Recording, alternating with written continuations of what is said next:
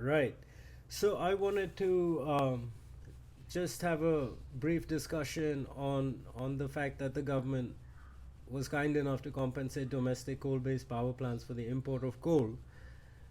But over the course of trying to put it out there, a lot has happened, starting with the war in Ukraine and India's refusal to back down from its procurement of crude oil from Russia, even though they say, oh, it's only 3 days worth of crude. Well, the point is, why not reduce it to 2 days with a little more dependence on green fuels? Why not reduce that to 1.5 days? So, as you can see, there's a lot to discuss, and I've basically found a way to kind of just cover it as clearly as possible. Starting with this, of course, we have the standing order that was issued. And just as an aside or an example of what I'm talking about, here we have what is essentially agri waste, rice husk. I think this is a picture of. And as you can see, this is the kind of material that cannot easily be transported from point A to point B. Hence, as I will later explain, it is burnt on the fields. However, however, there is a very simple process from which we can get from this to that. That being hardwood charcoal briquettes or biomass briquettes in this case, if they're produced out of agricultural waste material. Do keep that in mind. Now, it's not like this product was newly discovered, in 2015 or 16. In fact, basically, it's ancient archaic technology, right? And we have instead just turned to the burning of agri waste and the import of coal unnecessarily, again, as I said, at the taxpayer's expense. While we have that going on, I'd like to kind of head into a short explainer I made using the Oculus Rift 2 and a software called Noda. And I'm not plugging either of them, and I'm not sponsored by either of them, but I found the software to be helpful in getting the point across, and hopefully you can see what I mean. I'm going to try and cover the complex, as you can see, highly complex web of lies and deceit and just ignorance that is involved in the current situation with the air quality index here in India, with the climate crisis and on the subcontinent, part of which happens to be Pakistan, and we have heat waves, we have glacial melting, we have guess what? Crop burning season is upon us. So happy crop burning season, everyone. Oh, yeah, and they had to cancel Diwali this year, especially in Delhi. Oh, my God. What we have here is a situation every year, annual, it's like a festival almost these days, in Delhi and National Capital Region, where agricultural waste in the surrounding states is set on fire and negatively affects the AQI of the NCR. And I'm going to briefly touch upon the army's involvement or lack thereof in the given situation, why it needs to be prioritized by them, uh, and the recent recruitment crisis. But we're going to begin with the lies that has been told the Supreme Court by the petrochemical parasites, okay? The lie was basically that adopting any stringent green norms and changing consumption pattern of toxic crude based fuels will not affect our AQI at all. What they were essentially trying to say to the Supreme Court 15 years ago, and they have been repeatedly committing themselves to this lie, what they're essentially saying is that by adopting any stringent green fuel norms, we are not going to affect the outcome of the air quality index. But unfortunately, the coronavirus crisis came and it enabled us to separate essential and non-essential activities from each other. Essential from non-essential activities, okay? We've been able to separate those two things, and basically, yeah, that's all it took, along with a little more thought, to what kind of fuels we use, why we use them, when we use them, where we use them. People are burning kerosene at weddings. Is that really necessary? Okay, so what is agri-waste? Another crop burning season is upon us. We may as well discuss it with regard to the AQI and how it's not being managed or connected here in India properly. So what we have is all the agricultural waste material from the harvest is lying scattered across the fields, and since it's hard to manage, eh, not easy to transport from point A to point B for any practical energy production use, farmers usually take a match to it and light it up on the fields, and basically that negatively affects or impacts the AQI, or the air quality index, and especially in the national capital region, where they've been struggling with it for many years now. However, the simple process of compacting and compressing these into biomass briquettes could then transport them to the pyrolysis plant, from where they can be converted into what is a green fuel, essentially, that can be used for the production of energy. So, talking about lies, let's get to the import of coal. There was an order given. India was anticipating a coal shortage. Right. So instead of this whole green solution to the problem, we got the import for coal order. And this order, interestingly enough, it came about sometime in May. And a few months later, while I was still trying to make sense of all of this for general consumption, we ended up with a not so shocking result to me, which is we got the world's richest coal miner here in Asia, third richest. I don't know what is what and who is who, but that's what we got. Okay, so it's not surprising to me, as soon as the government basically issued this order that we can import coal from friends and relatives abroad. Now, NTPC has an issue when it comes to the procurement of something like hardwood charcoal. The first question they ask is, well, not how clean burning is it, or what is the calorific value of this product, which I should highlight at this point.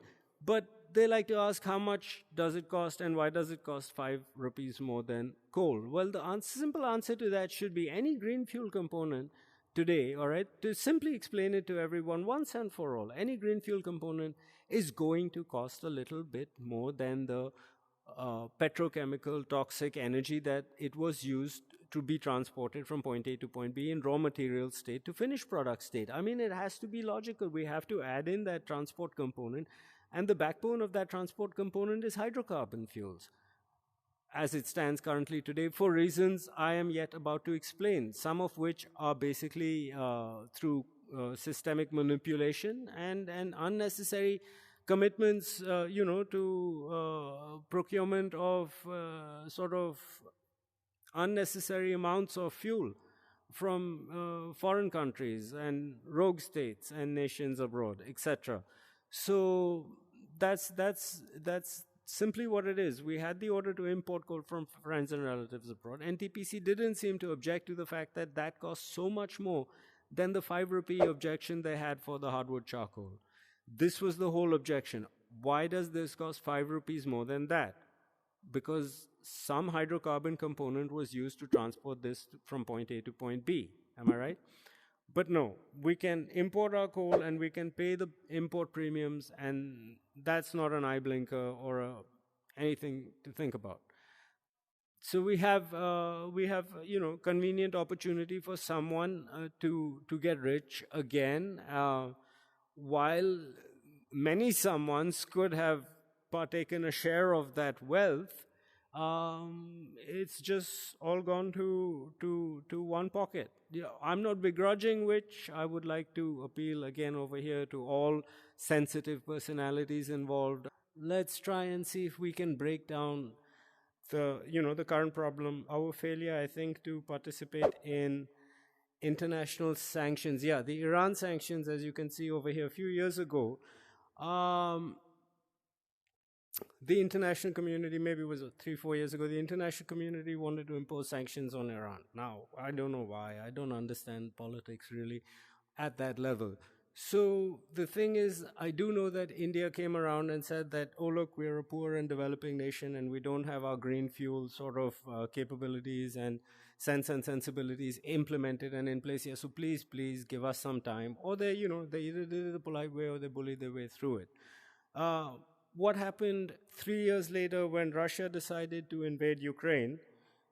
Okay, is India again was asked by the international community to sort of uh, back off its consumption of crude from Russia. Again, impose sanctions. And what do we say? Oh, we say we cannot participate. Why not? When Iran sanctions were imposed or asked to be imposed and we couldn't participate in that, why then, 3 years later, nothing has kind of happened in terms of the green fuel situation in India? This is again why it's critical for an alternative pillar of democracy to step into environmental policy control. It has to be the armed forces. The government, respectfully, has tried for 30, well, let's even say 20 or 15 long years since the time of Sri Atal Bihari Vajpayee, when he said that he would bring work to his farm brothers and he would bring in the green revolution, which never came about really if you go to look at it, because when sanctions came about, we said we cannot participate. When Russian sanctions were asked for implementation, we said, well, we just take a little bit of fuel from them, so why should we participate? But that's the wrong answer, because it is the international community that we will need when our shape and state becomes similar to our beloved neighbors over here. All right? If and when that happens, and look, when it comes to this in India, I mean, we'll need the international community. So probably not a good idea to kind of do as little as we can to comply. If it's 3 days worth of oil, then cut it down to two. Why not 1.5? But you went purse empty on that. You go to the Russians instead and you tell them, look, we'd like to buy the fuel from you real cheap as you're selling it, but there's this thing called biodiesel, which we are already producing 3 days a month worth of supply easily with our farmers off the streets and, gainfully employed and not committing suicide all over the place. Oh my God. And as I've stated before, it's not shocking to me because, of the open policy manipulation. The farmers have lost a viable and valid income source. And we've seen it during the COVID crisis. As a matter of fact, there was one petrochemical, one refinery claimed to have incurred losses of revenue to the tune of $1 billion. Remember, these are not a loss of profits, these are loss of revenue to the tune of $1 billion. Now, that is all money that could have been going towards the farmers and should have been going towards. This is the excessive consumption of toxic diesel fuels that we have been encouraged to participate in um, by the various sort of misrepresentations made by the Indian petrochemical industry. The intelligence department came up with wild card theories like the farmers' protest was instigated from sort of foreign nationals, instigated by foreign nationals.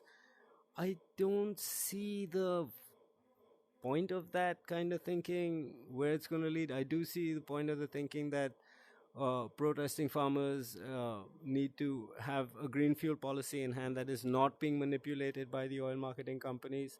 I see sense in that. I don't see sense in a foreign hand instigating the farmers to protest. They are genuinely out of work, and it is for a very valid reason, uh, practical and definable and solvable. So that's an interesting aside, but let's get back into it. The Army's current role, if you'll see, is damage control. I could add 100 articles over here about landslides and that's about 50 degrees Celsius heat wave. I mean, who's going to serve in that temperature? Can you explain that to me to begin with? So we have landslides in North India. We've had all kinds of, from soil erosion, we've had glacial melting because of particulate soot accumulating on even the Gangotri Glacier, shockingly enough. So this is going on unabated, and I'll cycle back to that point because it's an important and critical point. But we have the situation where the army is basically being, and the air force to an extent, have basically been pulled in for damage control. The navy so far, the navy now is facing sort of climate change on the front of like cyclonic storms, and then of course you have poorly maintained and managed petrol tankers leaking. They don't really care, the petrochemical parasites. They've got it made. So dilapidated equipment, lax safety procedures. There's no real punishment if toxic oil spills into the sea. I would imagine the high disciplinary standards of the Indian Army, Air Force, Navy, all due respect, the military police is practically sitting idle, and it needs to be deployed in environmental damage control proactively as opposed to as a responsive basis. It's your own, ex service people who are suffering the brunt of it, living next to uncontrolled pollution generated by out of control industrialists who just think that the cheaper the fuel that they use and the cheaper this fuel that they buy, the better profits, the bigger the profits they tap into. And because there's really no governmental policy to enforce, police were never cut out for this job. And the army needs to find itself in a position where it can actually do this job, or else it suffers a recruitment crisis, which, you know, is pretty much, I guess, what's kind of happening right now, right? Yep, we need military involvement in making these decisions because, again, the international community is being affected here. I mean,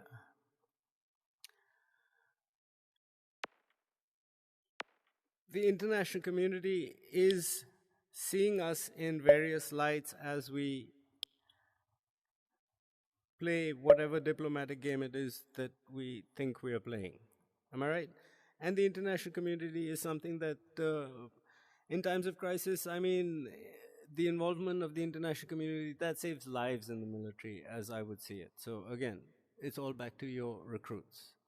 You are going to face a recruitment crisis. It's given. There's an air emergency. AQI is deteriorating rapidly around uh, the across the nation, you could say, and we have studies like this where 6,000 people are prematurely, uh, dead because directly of the air quality index deterioration. So I found it amusing to see opposition politicians kind of protesting the recruitment plan that the army had thrown out a couple of months ago, because you're not going to be able to recruit people who are suffering from chronic lung disease to begin with. So, you know, what was the point of getting out there in the heat, excessive heat, and polluted air of the NCR, National Capital Region, to protest a recruitment plan that isn't going to work? And it isn't going to work until the army gets on board environmental control. And I'll explain why the police. And, well, let's forget the police for a second. Let's talk about the judiciary and the political pillars as pillars of democracy that have tried for 27 years, literally, to kind of, bring some kind of resolution or to the whole crisis. And I would say 20 years is long enough to determine, and the data on the ground, we have heat waves, we have glacial melting, we have confirmed climate change. If you want to deny it, there's actually an interesting point here. Climate deniers should just sign up on a list of I will not need rations in the near to distant future, and neither will perhaps my offspring, direct, line of descent. That is to say that a time will definitely come where societies will have to be uh, will have to sustain themselves on some kind of rationing, whether that's power or energy or food or I don't know, fresh air to breathe. So the climate deniers should happily sign a declaration, while and that should give them permission to go on, denying climate change. Basically, that yeah, I won't need rations in the future if such a time comes. And I'm sure about 85% of them, roughly spoken, would kind of backtrack from their current position when presented with such an option and opportunity to carry on and continue. So that covers that. We've got the green fuel tied in finally to the farmers' protest. This is 2 years after these guys stood through a pandemic in a extremely polluted city state and got nothing from it. Thank you, journalists. I think all of you who reported on the farm protest should actually just quit your jobs and go home. You didn't tie the two things together. I mean, you even I could have taken a knot like that to the forest, and I've had creatures of less intelligence put that together. But you didn't. None of the journalists. Show me one journalist over here who might have published something on biodiesel policy manipulation and how it might benefit the farmers if it was free from the clutches of the oil marketing companies. Show me. I would recommend. I would give that person an award myself. I mean, I have some life savings. You know, let's go for it. So, right, Air Force needed, again, damage control.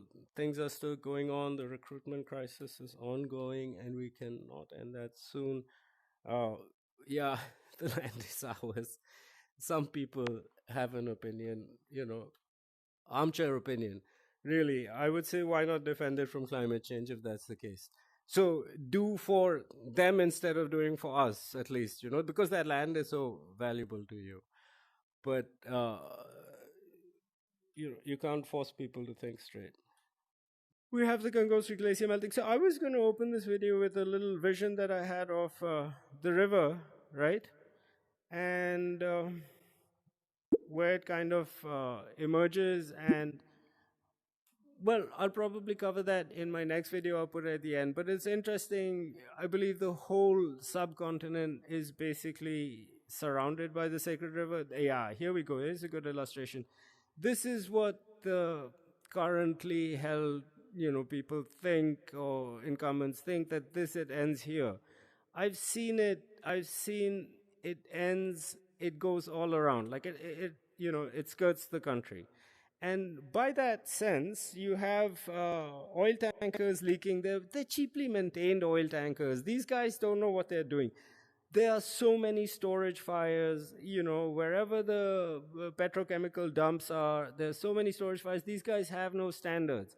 They do have standards when it comes to procurement of biodiesel. India's standards are the world's most stringent in terms of quality for this fuel.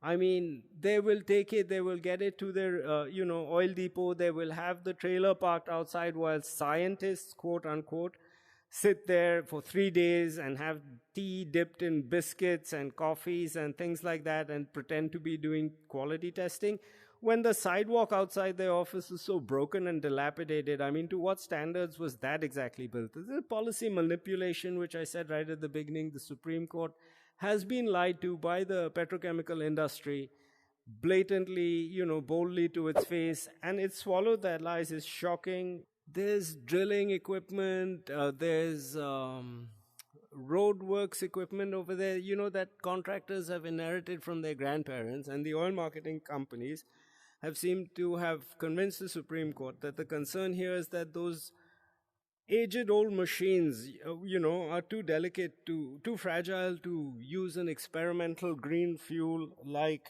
biodiesel. Because the engines might take damage. And I would say, counter to that, if those engines kind of gave up, it was about time they had to give up.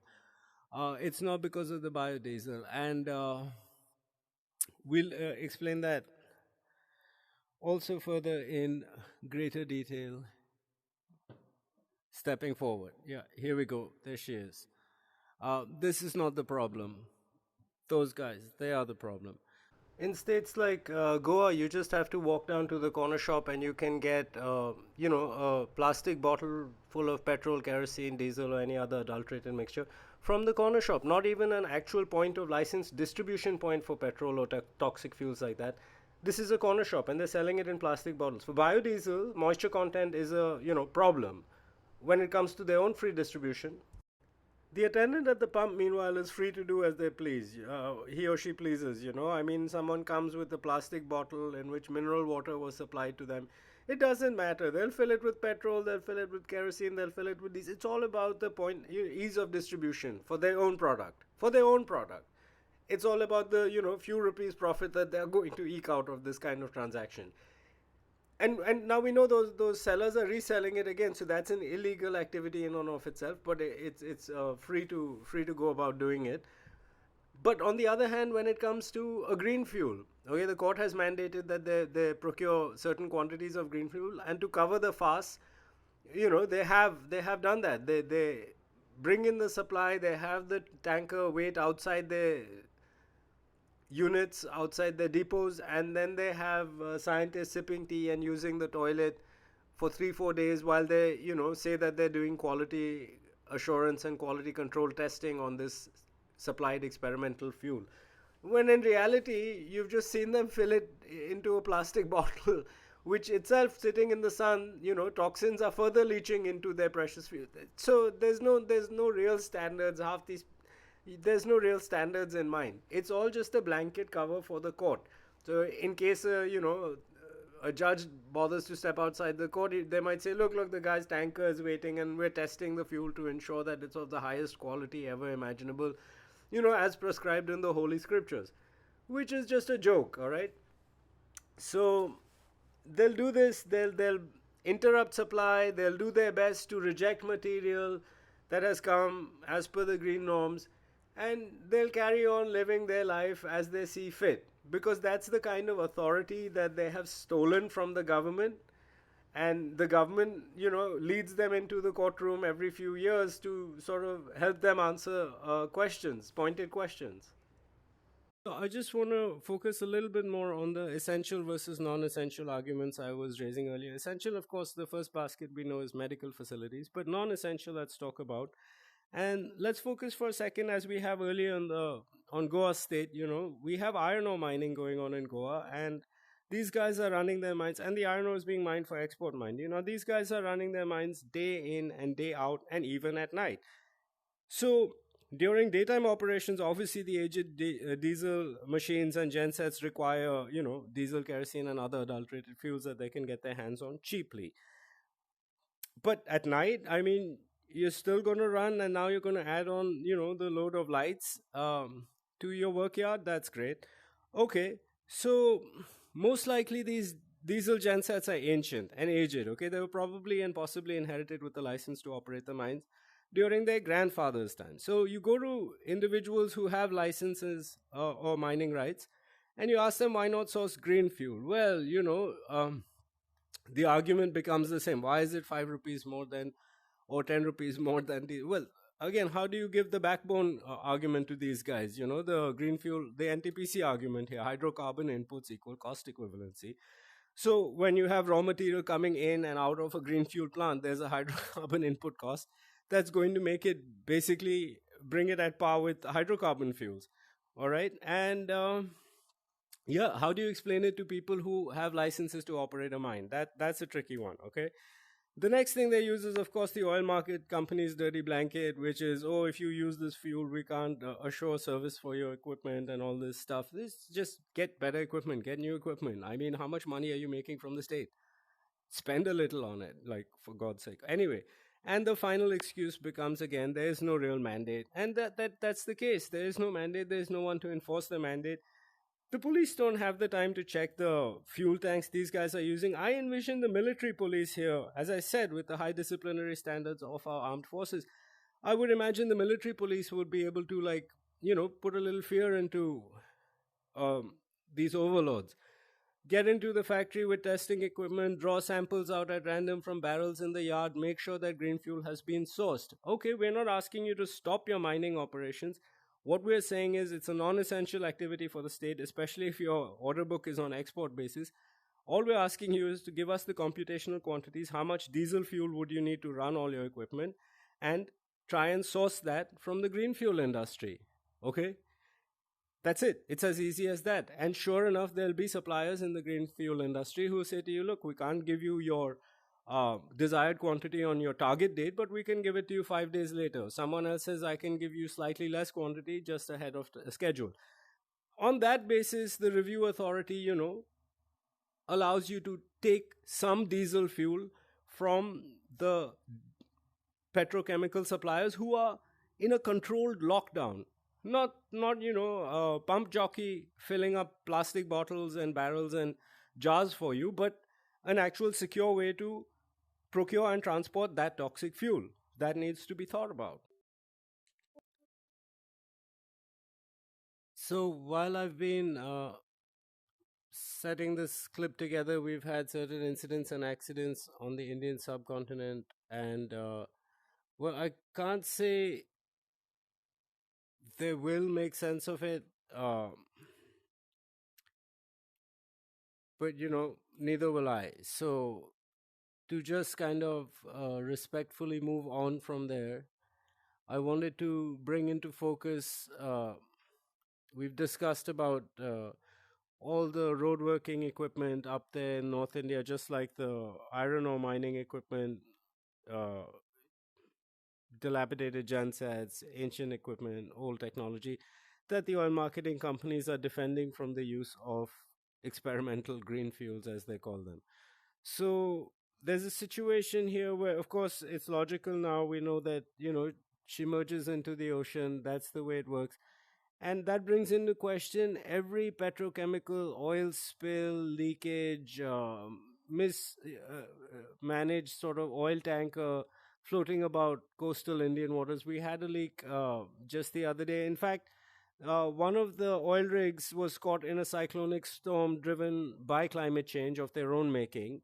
And it turned out that the life rafts had holes in them, and they hadn't even been checked for that. So these are the experts managing our climate policy, our green fuel policy. They can't even bother to check their own life rafts for a hole in them, right? So again, the contention is pretty much simple. They're taking it too easy with poorly maintained tankers, regular storage dump fires, consequence free actions, and really a lot has to be held accountable for. It's not just the particulate soot covering the glacier because you've been falsely feeding contractors your product over one that could have actually prevented any damage or to the sort of source of one of the most important entities on the subcontinent. So consider that. Also, while we consider, is it still worth the 3 days worth of oil from Russia? In fact, I wanted to add the crux, the same channel. I don't really follow them or nothing, but they have these great screenshots, but their presentations are just basically glorified slideshows. But they had a nice picture, or not a nice picture, but they had a pretty good representational image of what was going on with the Russians and the Ukrainian children. That was a couple of months ago. And of course, our grand inquisitors et al. Were not interested in empathizing with the Ukrainians on any level, not that they are fighting an independent struggle, one which our own ancestors recently fought through themselves. Yeah, it's all about the cheap discounted crude that they can procure for a few petrochemical parasites. The idea here is restrict the amount of crude we need to bring in via our waterways, our coastal waterways, because they're essentially sanctified and sacred. And every time your piss poor equipment leaks into it, you're upsetting a whole religious sentiment over here. So the less of that we need, the more of the green fuel we use, the less tankers we'll need floating around our coastal waters. The fewer tankers there are floating around, the fewer oil spill incidents will happen. The fewer oil spill incidents will happen, the more they can manage the precious 2-3 tankers that are up to spec and actual quality standards, which not apply to biodiesel through their diktat anymore.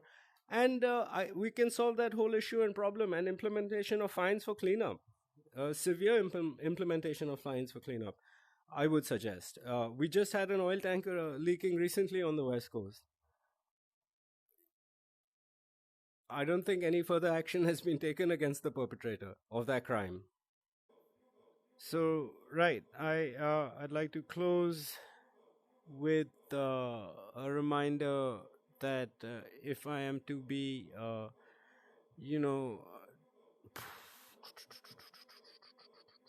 dragged through the legal system for I don't know what crime, I'd like that to be in a state that's still habitable, and not the national capital region, especially not during crop burning season. We can wait until the AQI clears up a little, to do which is very simple. It would take a total of a couple of months at best.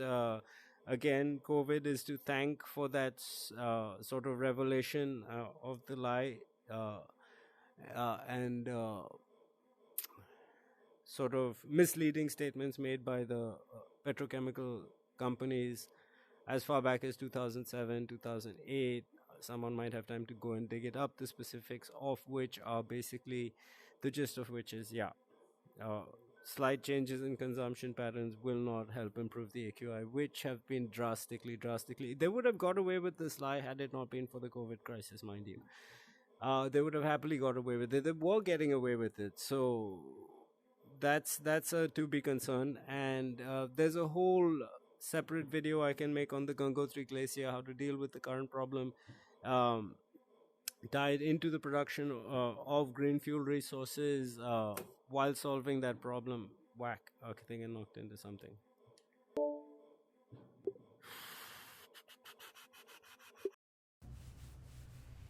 So I hope that whole walkthrough in the virtual space helped clarify a lot of the confusion and doubt, and obviously the lies that has been spread about the green fuel industry and shared about the green fuel industry here in India, whether it's working, not working, whether it exists, doesn't exist. I mean, with oil marketing companies rejecting supplied material over the lamest of excuses, it doesn't take a genius to figure out what's really going on. Speaking of geniuses, the funny thing is that while working on this, it occurred to me that white MAGA Republicans, or just MAGA Republicans, I guess they're not only just white people these days, but yeah, MAGA Republicans could actually be right about one thing. It's that the third world isn't doing a damn about, the environment. So, meanwhile, imposing green restrictions and Green New Deals on the Americans, the Europeans, it's not really going to affect the outcome of the world if these guys are allowed to continue to run riot. And that's exactly what they're doing. They're jerking your chain. Someone has figured out that the West is sympathetic to the word poverty and keeps throwing it around for fun.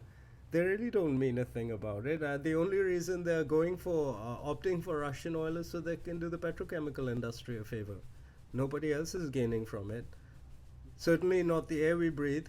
So, and then again, that directly affects the outcome of the army's ability to recruit healthy young individuals of serving capabilities. So, who's the real criminal here is a question one might wonder aloud. In closing, I'd like to continue with the possible solutions to the Gangotri Glacier solutions, which are basically as simple as the ones offered for crop burning season, and archaic solutions, and solutions that have been well established, such as glacial blankets, which again nobody in the media here in India has actually really talked about. So why are those people allowed to have trucks running on diesel and kerosene fumes and all access everywhere, and it's ridiculous. There's an incident. Okay, the Supreme Court judge recently pointed out, very recently, maybe last year, that often it's these media vans that are adding to pollution. I would say that, if you go back as far as, I think, the last total solar eclipse in Rameshwaram, I'm not good with dates, but there's a place called Rameshwaram. I think former President APJ Abdul Kalam, his village was nearby there, and we had the solar eclipse. I was hanging around, and I saw this media news truck. I forget which channel news, what it was. All are rubbish. Literally had driven the truck into the water with the reporter kind of standing feet in ankle depth or something, and talking about the oncoming or ongoing solar eclipse. This was way back then, and I thought to myself, these guys are just polluters, all right? They're just adding to the pollution, and it's not helpful. So, yeah, speaking of the media not being helpful, we have scenes like this, which is who wrote this headline. you know, was it a fourth grader? I for the life of me, do your research first of all, okay? Um, and just to finally wrap this up and bring it to closure, I'd like to share this email that was communicated to NTPC as far back as 2006 now. So the subject line, as you can see, is biodiesel. Had they engaged at that point, they would have, been able to make a difference, but willfully disengaged. The whole thing is that it's optional for them to secure any quantity of green fuel, though they were happy to pay like all the import duties and fines and travel costs associated, transportation costs associated with coal from Australia, because they liked where it was coming from, I guess, or who it was coming from, right? But to enable small landholders, individuals, to participate in the gathering of agricultural waste material and to bring that into a common collection unit from where it can be compressed and further processed into hardwood charcoal briquettes. This kind of thinking is too complex for whatever is currently heading NTPC, or was even back then. So, like I said, the only solution, the only way out I see is if the military gets involved in setting and controlling environmental policy specifically. We're not talking about a takeover here. We're talking about one specific area of expertise where their help is seriously needed, where, like, people could use an intelligence department and a military police, whom, like I said, are, I would imagine, sitting absolutely idle. So the military is another way out. If they take their recruitment crisis seriously for a minute, they'll know exactly who to put behind bars, who to step down, and whose offices to take over. It's yeah. At this point, I hope a 5-year-old can tell them that. And just one thing, the white MAGA Republicans, they're actually right about one thing. The third world does not give a damn about alternative energy, all right? They'll pull the West strings with words like poverty and poor nation and poor country, while a lot of people are actually happily enriching themselves over here, at the expense of others. That's not a problem, but like, they know how to tug on the sympathy strings and basically jerk your chain. And yeah, literally, I would have to say that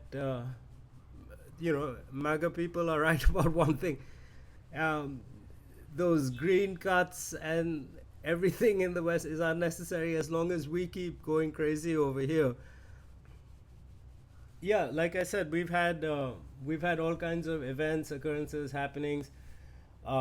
We've had a bridge collapse in which many children lost their lives, and we're not even in a war zone, right? Uh, and if it isn't like John Lennon said, instant karma, I don't know what it is.